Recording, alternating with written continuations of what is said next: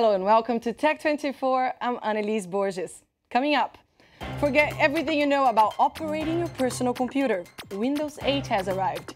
In today's show, we'll discuss Microsoft's extreme makeover. And on Test24, we'll check out the tablet whose creators believe can replace the computer. Microsoft Surface has already sold out, but we managed to get hold of one to show you. We all know Microsoft. The company founded by Bill Gates and Paul Allen in 1975 created operating systems that dominated the personal computing market for decades. That's how we learned how to use a computer. It all started with MS-DOS, some of you may remember, then Windows 1.0, 3.0, 95, 98, XP, Vista, OS, 7. Throughout the world, Microsoft conquered more than 1 billion users.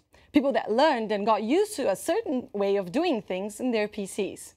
And then came the mobile device era, smartphone with internet access and tablets. The growth of mobile computing made Microsoft's sales shrink and its influence fade.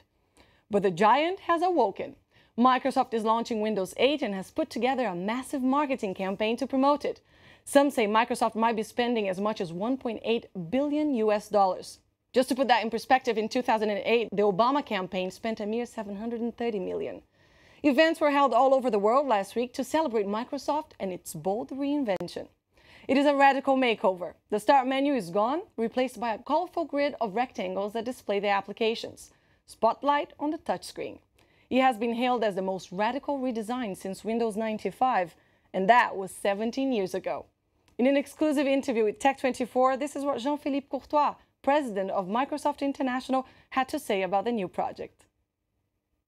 When we designed Windows 8 in the first steps, we thought about reimagining Windows, imagining Windows in a few different ways. First of all, defining a beautiful experience, a fast, fluid, beautiful experience, which is composed of lifetimes with the content, the people you love, the people that matter the most to you, at the center of the experience. All the people connected to my social networks, I can have access to them. This is also an experience where you can use both the touch, but I could have used the keyboard and the mouse with no compromise. This is also a big deal for people who finally want to reconcile their life and work and have fun at the same time on the same device. They don't need to buy 2 or 3 devices, they can do that on one Windows 8 device.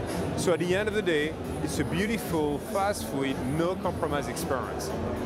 Mark Edwards joins me now in the studio. Mark, this new design is likely to cause some head scratching. It's a totally new way of thinking and operating in a desktop.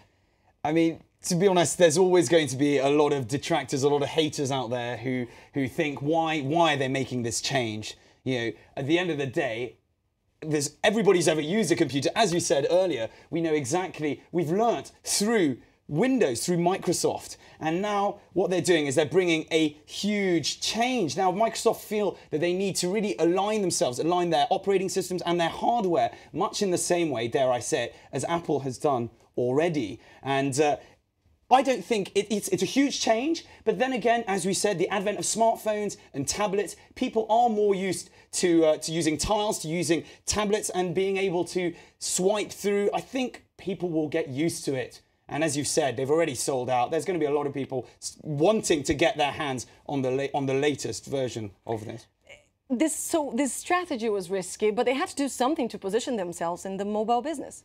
Well, as you may or may not know, the PC business has actually been hitting a bit of a slump. I think it's the first year since 2001 where they haven't had year-on-year growth. They've actually sold less than in 2011. And that tells you a lot. I think, again, it tells us more about where mobile computing is going, and these days a lot of more people are using tablets and smartphones, and you know, we know that I'm not going to keep harking on about Apple, but their iPhone and their iPad, it's catapulted them way past Microsoft in many ways, and this is Microsoft's chance, as you said, giant awakening.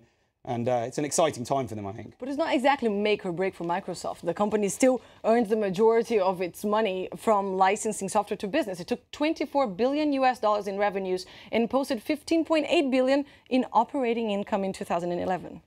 Yes, that's very true. Let's not forget that they did also, I mean, $11.5 billion of revenue was simply to do with the Windows operating system. So it is a huge part of the company, but they do have, as we said, there's lots of software. We've got Bing, which is their internet search engine. Of course, the Xbox 360, where they delved into the hardware there.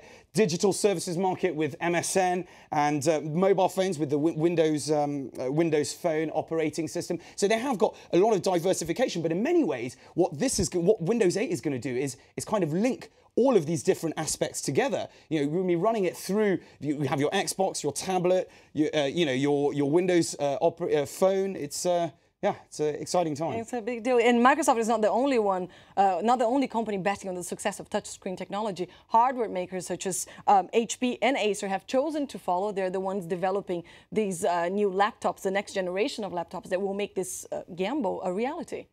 Yes, a lot of people are following suit. We all know how big this market is and the potential to make a huge amount of revenue from that. However, they do need to bring the prices down. I think Acer's latest, I think it's their new Windows S7, is retailing at around $1,400, which is really far too high. But I think in this case, it's a question for Microsoft.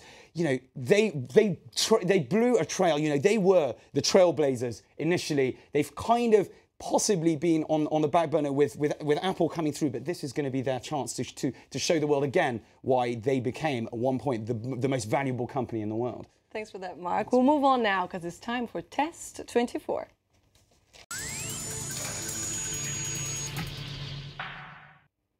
A convertible device able to switch between a notebook and a tablet. This is the concept behind Surface. Microsoft is putting the full PC experience on this new device. You can create documents, spreadsheets, or presentations and run some serious business applications on it. Most tablets currently on the market are intended to be complementary devices, while Surface is supposed to replace the need for a PC. Mark, would you drop your PC for a 10.6-inch display? Well, to be honest, when it starts looking as beautiful as this, I mean, if we can come in on it, you can see just how beautifully designed it is. Gone away is the start button. We've got just lovely tiles. It's very, very responsive. Let's say we open up one of these things here. Actually, this is quickly one of my favorite things is you can also have two windows open at the same time. One factor that might dampen enthusiasm for Surface is price. Currently selling at $599 US, which includes the keyboard.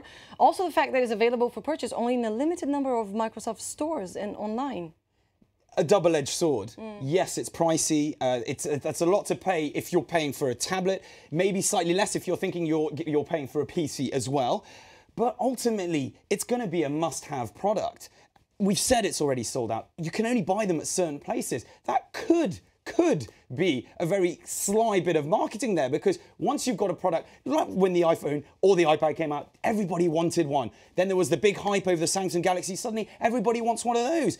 If they can get within that, I don't think it's going to be too much of a problem that Microsoft decided to only sell the product within their own shops. So in your opinion, will buyers follow Microsoft's lead? Well, I think the key really is going to be the ability to work. Will people actually take up and be able to do their work on this? If they can, then yes. I mean, look at it. It's beautiful. It's small. It's compact. Keyboard comes over on and off so simply. Turns very easy. You can take it everywhere. It's very portable. 8-hour battery life. That's not on standby. That's 8 hours of actual use. And that's a long time that if you want to be working and watching films and doing all those sorts of things. Again, they're going to be in a slight chicken and egg situation with their app store, where at the moment developers are waiting to see how popular the actual tablet's going to be, whether to start developing the apps. So, you know, they're going to have to get over some of those teething issues, but ultimately it's a beautiful, beautiful piece of hardware. Well, thank you very much for that, Mark. Thank you for watching this edition of Tech 24. Don't forget you can give us your feedback on the show via Facebook or on Twitter at TechF24. We leave you today with the images of France 24's latest app. This is where you can find content from Monte Carlo Doualia, RFI, and France 24 all in one place. It runs on Windows 8 and it can be downloaded from Microsoft stores. Jean-Philippe Courtois declared he's a fan. We hope you like it too. I'll see you next week.